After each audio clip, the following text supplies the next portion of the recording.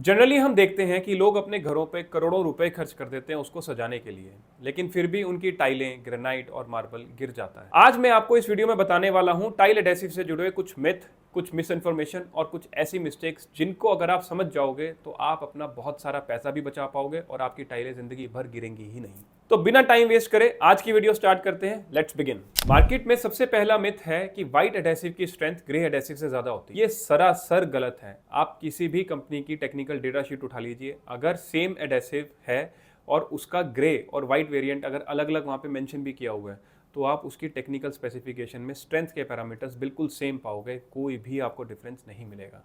फर्क सिर्फ आता है तो एप्लीकेशन का फर्क आता है कि अगर आप कोई पोरस मार्बल या आप किसी तरह का व्हाइट स्टोन लगा रहे हैं, ठीक है, तब आपको व्हाइट एडेसिव की रिक्वायरमेंट है। अदरवाइज आप व्हाइट एडेसिव पे अपना पैसा मत खर्चिए, अपने पैसे को बचाएं और ग्रे एडेसिव ही यूज करें। मैंने कई एरियाज में देखा है कि कॉन्ट्रैक्टर एडेसिव में सीमेंट को मिक्स करता है और कस्टमर को बोलता है कि इससे आपके पैसे भी बचेंगे और स्ट्रेंथ में कोई फर्क नहीं पड़ेगा। ये सरासर गलत है। अगर आप एडेसिव में सीमेंट मिला रहे हो तो आप एडेसिव की प्रॉपर्टीज को खराब कर रहे हो। ये सिर्फ और सिर्फ पैसे की बर्बादी है। अब आपका कॉन्ट्रैक्टर ऐसा करता क्यों है? बड़ा सिंपल है। एडेसिव में आप सीमेंट मिलाओगे तो एडेसिव का सूखने का जो टाइम है वो कम हो जाता है, जिसकी वजह से कॉन्ट्रैक्टरों को लगता है कि बहुत ही बढ़िया काम हो रहा है।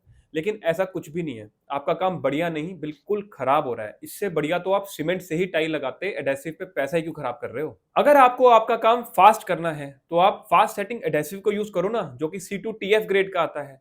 इससे आपका काम भी जल्दी होगा और आपको एडेसिव के टोटल बेनिफिट्स भी मिलेंगे। कई बार मैंने कारीगरों से सुना है कि एडेसिव सूखने में टाइम ले रहा है तो ये एक अच्छा एडेसिव नहीं है, जो कि अगेन एक मार्केट की बहुत बड़ा मिथ है। एडहेसिव में पॉलीमर्स ऐड किए जाते हैं ताकि वो सूखने में टाइम ले, आपको एक्सटेंडेड टाइम मिले, आप टाइल उसमें प्रॉपर्ली फिट कर सको।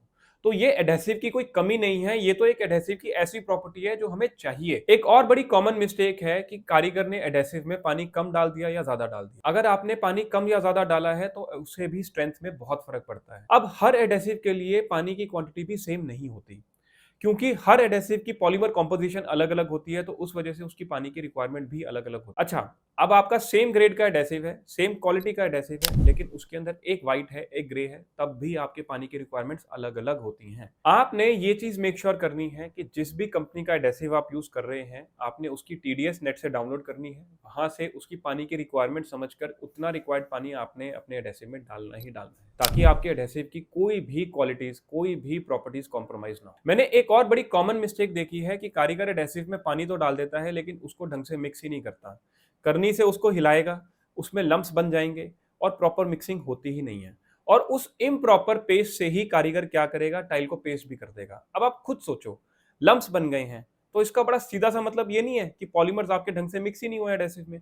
अब आपकी पेस्ट में प्रॉपर एक यूनिफॉर्मिटी है ही नहीं, कहीं पे पॉलीमर ज्यादा है, कहीं पे पॉलीमर्स कम है। तो जब ऐसे मिक्सचर से आप टाइल को लगाओगे, आपके टाइल के गिरने की प्रोबेबिलिटी बढ़ती नहीं है क्या? आप ये चीज मेक श्योर करें कि कारीगर जब आपका एडहेसिव की पेस्ट बना रहा है तो बिल्कुल एक यूनिफॉर्म पेस्ट बने। वो मिक्सर का इस्तेमाल भी कर सकता है, इससे आपकी पेस्ट बहुत इजीली बन जाएगी। और एक यूनिफॉर्म पेस्ट का आपको फायदा ये मिलेगा कि आपको एडहेसिव की स्ट्रेंथ यूनिफॉर्म हर जगह पे मिलेगी। एडहेसिव आपको प्रॉपर स्ट्रेंथ सिर्फ और सिर्फ तब देगा अगर वो आपकी टाइल पर और वॉल दोनों पर एटलीस्ट 80% की कवरेज देगा। अगर 80% से कम कवरेज जा रही है तो आपके टाइल फेलियर की होने के बहुत बहुत ज्यादा चांसेस हैं। इस चीज को दो केसेस से समझते हैं।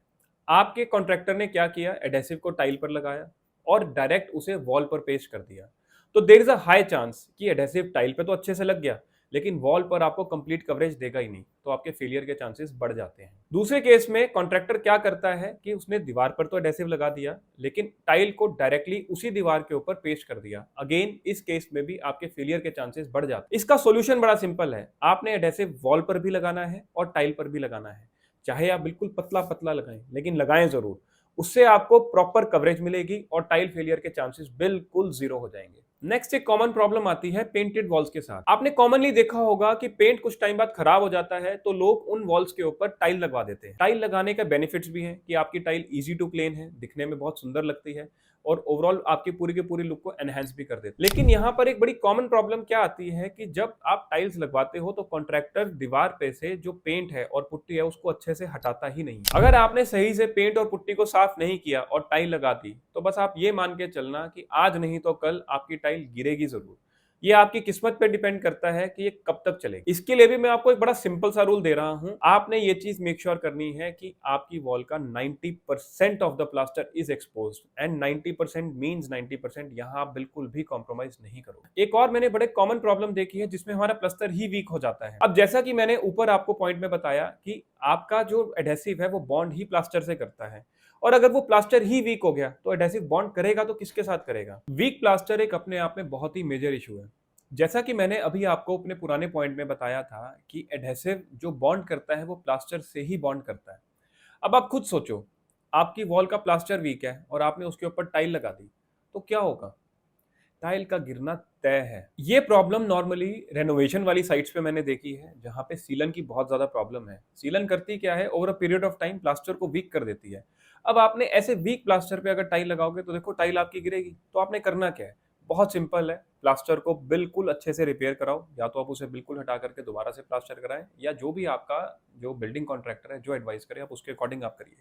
लेकिन प्लास्टर आपका स्ट्रांग रखिए और उस पे ही आप टाइल लगाएं ताकि आपकी टाइल सालों साल टिकी रहे। अब मैं जिस प्रॉब्लम के बारे में बात करने वाला हूं, ये मुझे प्रॉब्लम कम और मजाक ज्यादा लगती है। आपका कॉन्ट्रैक्टर करेगा क्या, एडहेसिव की पेस्ट बनाएगा और फिर वो चला जाएगा लंच करने। 1 घंटे बाद, 1.5 घंटे बाद, 2 घंटे बाद, 2.5 घंटे बाद वो वापस आएगा और फिर उस पेस्ट से वो टाइल को पेस्ट कर देगा। अब देखिए, एक चीज आप जान लीजिए, हर एडहेसिव की एक पॉट लाइफ होती है। पॉट लाइफ का क्या मतलब है कि आपने जैसे ही एडहेसिव की पेस्ट रेडी कर दी तो उसकी एक शेल्फ लाइफ है।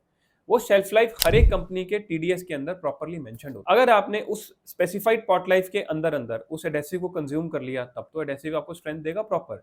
बट अगर वो पॉट लाइफ एक्सीड कर गई तो भैया स्ट्रेंथ तो कॉम्प्रोमाइज हो ही गई और आपके टाइल के गिरने के चांसेस बढ़ जाएंगे। एक और बड़ी कॉमन प्रॉब्लम आती है सरफेस की ड्राइनेस की। अब आप जिस वॉल पे या फ्लोर पे टाइल को लगाने वाले हैं, अगर वो बहुत ज्यादा ड्राई है और आपने ऐसी ही कंडीशन में उसके ऊपर एडहेसिव से पेस्टिंग कर दी तो भी टाइल एडहेसिव के फेलियर के चांसेस बढ़ जाते हैं। इसका कारण बड़ा सिंपल है, क्योंकि आपकी वॉल बहुत ज्यादा ड्राई है या आपका फ्लोर बहुत ज्यादा ड्राई है, वो जो इमीडिएट सरफेस है एडहेसिव का उस पे से मॉइस्चर को एब्जॉर्ब कर लेता है और उस मॉइस्चर की एब्जॉर्प्शन की वजह से ड्राइनेस उस पर्टिकुलर लेयर पे हो जाती है, जिसकी वजह से प्रॉपर बॉन्ड नहीं बन पाता, स्ट्रेंथ कॉम्प्रोमाइज हो जाती है। जिस भी सरफेस पे आप टाइल लगा रहे हैं आपने मेक श्योर करना है कि आपने उसे हल्का सा डैम्प करना है। आपने उसे बिल्कुल भी भिगाना नहीं है, बस हल्का सा नम करना है ताकि एडहेसिव को सूखने के लिए प्रॉपर टाइम मिल सके और वो बॉन्डिंग अच्छी हो सके। टाइल की एक और बड़ी इंपॉर्टेंट एप्लीकेशन आ गई है ऑन द डेकोरेटिव वॉल्स, जैसे कि एलईडी यूनिट या डबल हाइट वॉल, और ये दोनों में ही जनरली एप्लीकेशन होती है एक मेटल सरफेस पे या एक वुडन सरफेस पे। अब आपने टाइल को पीयू एडहेसिव से तो लगा दिया, लेकिन आपने टाइल में स्पेसर नहीं दिया और आपने टाइल को बिल्कुल जोड़ के लगा दिया। ये भी अपने आप में एक बहुत बड़ी मिस्टेक है। There is a high chance कि कल आपकी टाइल क्रैक कर सकती है। ऐसा इसलिए होगा क्योंकि मेटल और वुड दोनों ही एक हाई डिफॉर्मेबल प्रोडक्ट्स हैं। इनके अंदर सर्दी और गर्मी पड़ने पर बहुत ही ज्यादा एक्सपेंशन और कॉन्ट्रैक्शन होता है। इस एक्सट्रीम डिफॉर्मेशन की वजह से टाइल को भी मूवमेंट के लिए स्पेस चाहिए, लेकिन अब हमने टाइल को ही जोड़ के लगा दिया है तो उसकी वजह से आपके टाइल के अंदर इतना ज्यादा प्रेशर जनरेट हो जाएगा कि वो टाइल को ही क्रैक कर देगा। तो ये थे कुछ एडहेसिव से रिलेटेड मिथ्स, मिसइंफॉर्मेशंस और मिस्टेक्स। अगर आप इन पॉइंट्स का ध्यान रखेंगे तो there is a high probability कि आप गलती करने से बच जाएंगे। अगर आपके पास इसके अलावा भी कोई ऐसी इंफॉर्मेशन है जिसको लेकर के आप डाउट में हैं कि ये फैक्ट है या नहीं, तो आप हमारे साथ नीचे कमेंट में इस बारे में डिस्कस कर सकते हैं। हमारा एक कंस्ट्रक्शन मटेरियल से रिलेटेड बिजनेस भी है एचसीएस होम के नाम से, जिसकी इंफॉर्मेशन मैंने डिस्क्रिप्शन में दी हुई है। आप वहां पर भी हमसे कनेक्ट कर सकते हैं और ज्यादा डिटेल इंफॉर्मेशन हमसे आप पा सकते हैं। अगर आपको हमारी ये वीडियो अच्छी लगी हो तो आप इसे लाइक कर सकते हैं, अपने फ्रेंड्स एंड फैमिली के साथ शेयर कर सकते हैं। ऐसी और इन्फॉर्मेटिव वीडियोस को देखने के लिए आप हमारे चैनल को सब्सक्राइब कर दीजिए। Thank you for watching this video. See you in next one.